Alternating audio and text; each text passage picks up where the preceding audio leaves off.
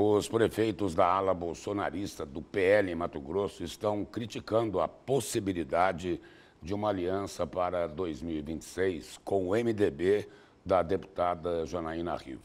Acontece que a direção nacional dos dois partidos, Valdemar da Costa Neto, pelo PL, e Baleia Rossi, pelo MDB, já teriam autorizado as conversas para a construção dessa composição aqui no Estado para o ano que vem. E é para falar sobre esse e outros assuntos que está aqui no estúdio do Jornal do Meio-Dia o deputado federal José Medeiros, do PL. Boa tarde, deputado, e seja bem-vindo aqui ao Jornal do Meio-Dia. Boa tarde, Lúcio. É uma satisfação estar aqui com você.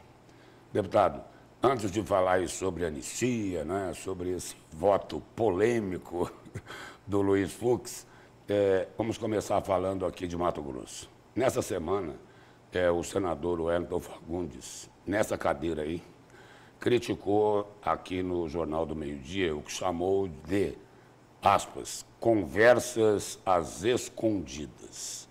Isso pode ter alguma coisa a ver com o movimento nos bastidores, com o pré-candidato Otaviano Pivetta? E aí a pergunta é, tem alguma chance do PL estadual acabar rifando a candidatura de Wellington? Olha, na verdade, não foi tratado isso dentro do PL. As conversas que surgiram até agora foi em relação à questão do partido do PMDB, né, que eu vi mais, mas em relação ao senador Wellington, não. Ele é muito, obviamente, histórico no PL. As pessoas têm um grande carinho por ele, até porque ele não é uma pessoa que... O Wellington não é de conflito, né? Então, ele sempre disse que ele prefere um bom acordo a uma boa briga. Então, em relação ao senador Wellington, eu não tenho visto isso. O que tenho visto mais é sobre a questão mesmo da candidatura de Senado e em relação à aliança com o PMDB. Agora, qual a posição de José Medeiros sobre a pré-candidatura de Wellington Fagundes? Olha, totalmente... Posição pessoal. Ah, sim, totalmente factível. Inclusive, nós estávamos andando no Estado e a minha grande preocupação tem sido construir a candidatura ao Senado, né, porque a candidatura majoritária ela tem uma peculiaridade. Às vezes é mais difícil você colocá-la do que você conseguir os votos. Então, entre eu e o senador Wellington, não tivemos nenhum conflito. Aliás, tivemos conflito no passado. Eu era muito jovem e a gente sempre fazia oposição, né?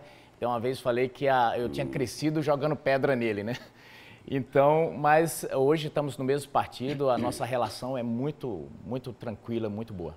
Deputado, entrando na polêmica, prefeitos do PL estão criticando aí a possibilidade de uma aliança com o MDB de Janaína Riva. Aí o seguinte, a deputada, ela defende as pautas da direita, ela defende o agronegócio ligado ao bolsonarismo e é favorável, inclusive, à pena de morte para feminicidas e apoiou Bolsonaro em 2022. O que é que tem por trás aí dessa, se tem alguma coisa por trás dessa resistência na aliança com o MDB? Eu não creio que é pessoal a resistência. Eu vejo mais uma questão geopolítica, vamos dizer assim, né? Aí não tem machismo? Não, não é nada de machismo. Independente, não é nem com a deputada. Eu vejo mais como uma questão de projetos e eu até consigo entender o que os prefeitos têm colocado, é que é o seguinte, o PL enfrentou o PMDB em todas as grandes disputas esse ano. E provavelmente vai haver uma revanche em 2028. Então, Aí eu queria abrir um parênteses. Em 2026, a pauta prioritária do PL é o Senado Federal, por conta do Supremo Tribunal Federal. Perfeito. Aí é o seguinte, aí os prefeitos do PL, ao invés de priorizar 2026, estão olhando para a reeleição deles em 2028? Não é atropelar o processo? Na verdade, o que eu sinto é o seguinte, há uma peculiaridade em relação ao PMDB, no caso de Mato Grosso, em relação ao PL, porque se tornou aí vamos dizer, a polarização ali das disputas, né? E o que vários têm colocado é que é o seguinte, o PMDB viria em 2026 com o PL, ganharia um verniz verde e amarelo e depois estaria muito fortalecido. Então eu vejo que é mais um pensamento mesmo de estratégia política e de preservação, vamos dizer, do território político, né? Porque nós temos as principais prefeituras que enfrentaram o PMDB e isso acaba pesando, obviamente, e cada um protege ali os seus pontos de vista, né? O PL tem realmente priorizado no Brasil inteiro a eleição para o Senado e esse projeto passa também aqui diante dessa discussão local então daqui até a eleição vai ter muita conversa. Agora, é correto priorizar 2028 antes de 2026? Mas, na verdade, passa também por 2026, porque nós, dentro da estratégia em 2026, a aliança com o PMDB, ela também provavelmente alijaria o PL de uma vaga no Senado. Passa também por esse cálculo político, não é só 2028, obviamente que eles têm colocado, mas tem essa discussão forte de 2026 também. Deputado, mais uma pequena polêmica. Por favor. Setores do PL aqui do Estado sonham com uma dobradinha ao Senado de José Medeiros e Mauro Mendes.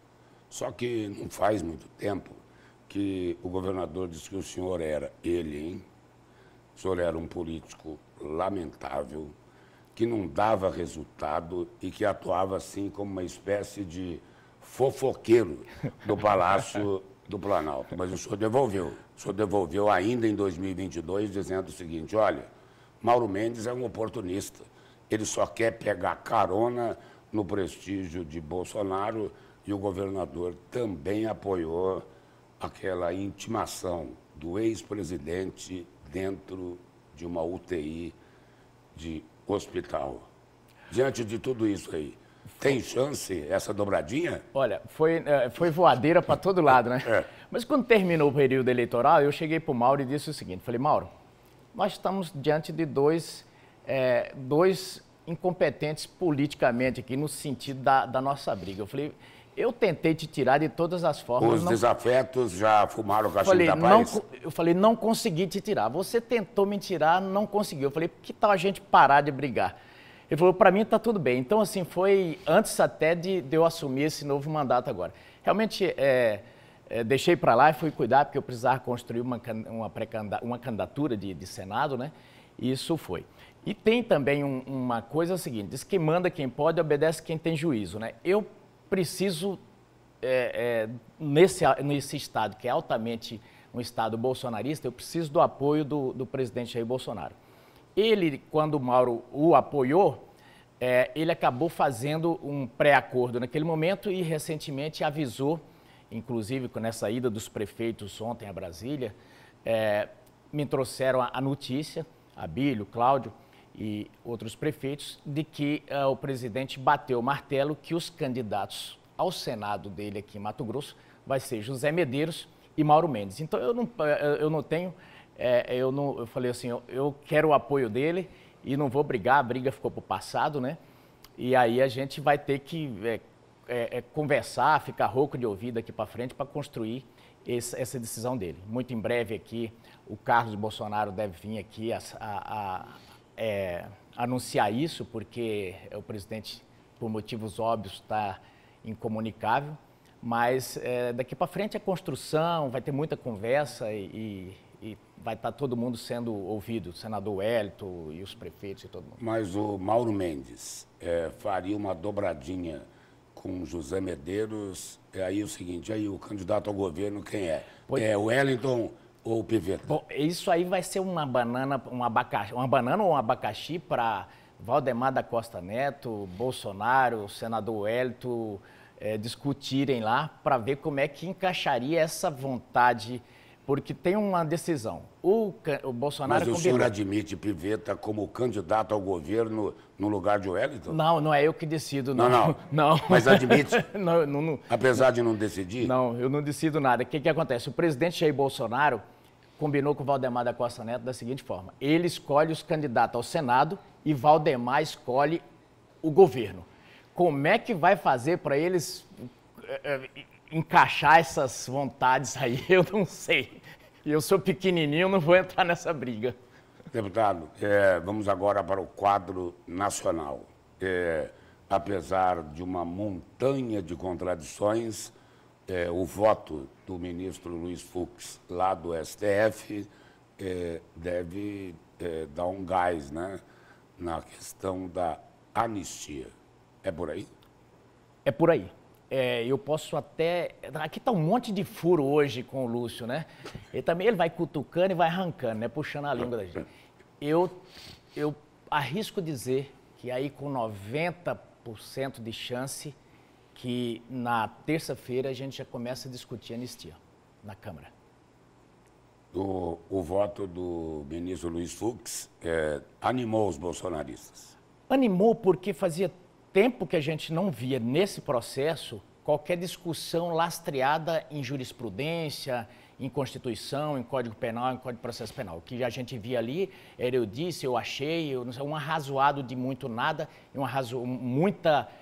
eu diria muita emoção e pouca técnica. E ontem ele deu um voto extremamente técnico, pode se discutir, mas eu sei que a gente fazia tempo que estava preocupado, inclusive com o futuro do direito. Eu conversava com juízes, com pessoas que estão estudando direito, e falaram, olha, o que está escrito na lei não é o que é aplicado e a gente não sabe para onde ir, porque agora fica assim, faz um valor moral de alguma coisa e vai da cabeça do juiz e passou a ter uma democracia, uma interpretação relativa das leis. E ontem ele trouxe E o debate do direito é importante por isso. Você pode até combater o argumento do outro, mas você tem que ter uma fundamentação e um conflito de legislações e jurisprudência e tal. E não estava vendo isso.